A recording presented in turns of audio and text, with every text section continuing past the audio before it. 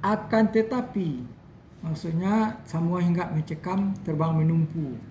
Akan tetapi kalau penghulu pada tempat mencekam menumpang itu tidak berkenan memberikan tanah walet yang ditempati oleh dagang menempati itu, dan mereka tidak mau menerima menjadi kemenakan sepanjang adat, maka kelompok kaum yang menempati itu harus mencari dan menemui penghulu suku adat yang bersamaan sukunya dengan kelompok kaum yang bersangkutan.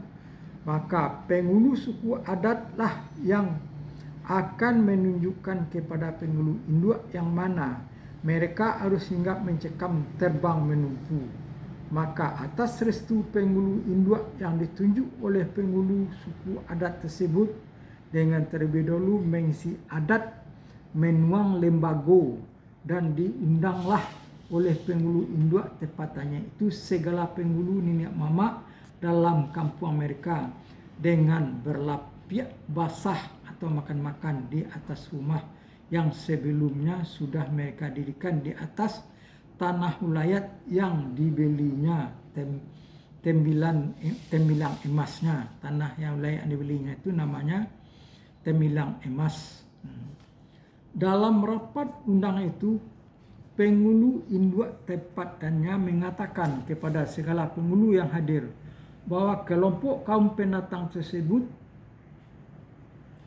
dengan resmi sudah diterimanya dalam lingkungan payungnya. Dan setelah itu, kalau mereka ingin pula akan membangun sako, mendirikan kegadangan penghulu, atau mendirikan kegadangan penghulu atau mendirikan penghulu, maksudnya itu sebagai pengetua dalam kaumnya, bolehlah mereka ajukan kepada penghulu induk tepatannya. Maka penghulu induk tersebut akan mengajukan pula kepada penghulu suku adat. Dan apabila segala sesuatu yang berkaitan dengan syarat membangun kedatangan penghulu sudah selesai diperhitungkan dalam kerapatan suku adat, maka penghulu suku adat mengajukan lagi kepada kerapatan adat negari yang bersangkutan. Pada umumnya, kalau kelompok kaum tembilang emas ini sebelumnya di kampung aslinya belum pernah mempunyai sako, maka mereka diberi gelar sako seperti Datuk Lelo Nan Kayu atau Datuk Lelo Nan Basa. Maka tongkat penghulu diberi gelar dengan sultan di depan gelar sakonya tersebut. Seperti contoh, Sultan Lelo Nan Kayu, Sultan Lelo Nan Basa, atau yang bersangkutan dengan itu.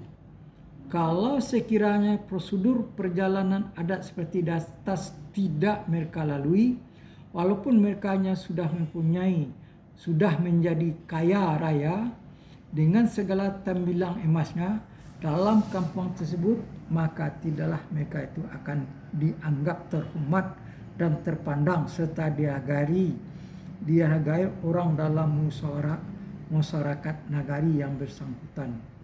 Dan mereka pun tidak akan dibawa duduk sama rendah, tagak sama tinggi dengan kaum penghulu yang ada dalam kampung sekitarnya maupun dalam bernagari. Kalau mereka tidak pernah mengisi adat menuang lembago kepada salah satu unsur masyarakat hukum adat yang ada dalam negeri yang bersangkutan, masih dianggap sebagai orang dagang. Kalau ada terjadi helat kenduri atau berkaitan dengan perbuatan sepanjang adat, kelompok kaum mereka itu tidak akan dibawa serta oleh orang sekitarnya, sampai pun kepada generasi turunannya. Kepada keadaan tersebut terus berlaku secara berkesinambungan. Walaupun generasi mereka yang belakangan senantiasa berusaha untuk membawa orang kampung sekitarnya untuk pergi bersama-sama mengantar marapulai. Umpamanya, kalau salah satu antara anggota kaum mereka ada yang kawin, tetapi mereka otomatis akan terkomando saja. Orang kampung sekitarnya serentak tak ada yang mau menurutinya. Dan inilah salah satu keunikan dan inilah salah satu keunikannya masyarakat hukum adat di Minangkabau. Oke Pak Yus.